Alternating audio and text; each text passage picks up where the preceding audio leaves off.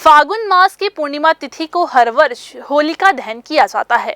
होलिका दहन के लिए भद्रा काल का देखना जरूरी माना गया है, क्योंकि इस काल में दहन नहीं किया जाता। लिहाजा इस साल भी होलिका दहन रात्रि में भद्रा समाप्त होने के बाद किया जाएगा। हर वर्ष फागुन मास की पूर्णिमा तिथि को होलिका दहन किया जाता है। इसे छोटी होली भी कहा जाता है। होलिका दहन में तिथि, भद्रा और शुभ मुहूर्त का विशेष ध्यान रखा जाता है, लेकिन होलिका दहन पर इस बार सुबह 10:35 से रात 11:26 तक भद्रा का साया रहने वाला है। शास्त्रों के अनुसार होलिका दहन कभी भी भद्रा काल में नहीं करना चाहिए, इसलिए लोगों में असमंजस की स्थिति बनी हुई है। 13 मार्च को होलिका दहन वाले दिन होलिका दहन के लिए 1 घंटा 4 मिनट का समय मिलेगा। दरअसल रात 11:26 तक भद्रा व्याप्त रहने की वजह से होलिका दहन नहीं किया जा सकेगा, जबकि रात 11:27 से मध्य रात्रि 12:30 तक होलिका दहन किया जा सकेगा।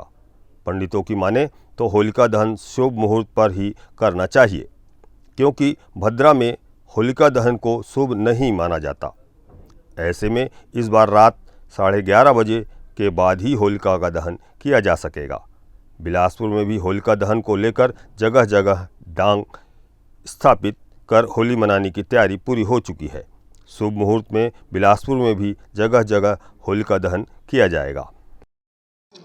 इस वर्ष 14 तारीख को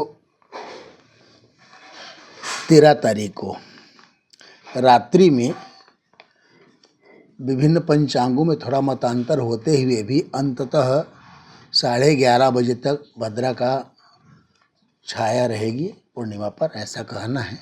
उसके पश्चात होलिका दहन करना शुभ माना जाएगा, क्योंकि भद्रा में ये कार्य नहीं होना चाहिए।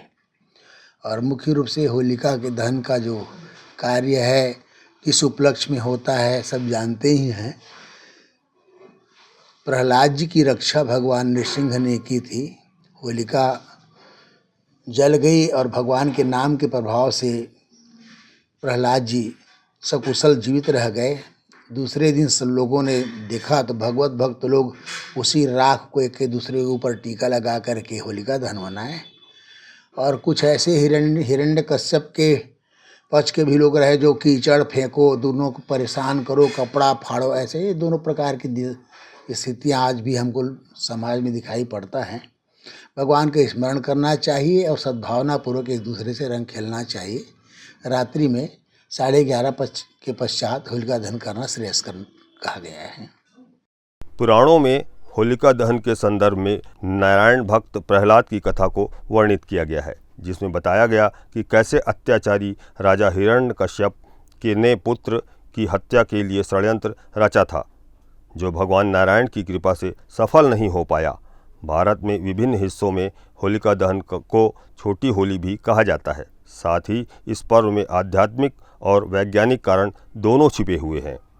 ग्रैंड न्यूज़ के लिए कैमरामैन राकेश मिश्रा के साथ आलोक अग्रवाल की रिपोर्ट।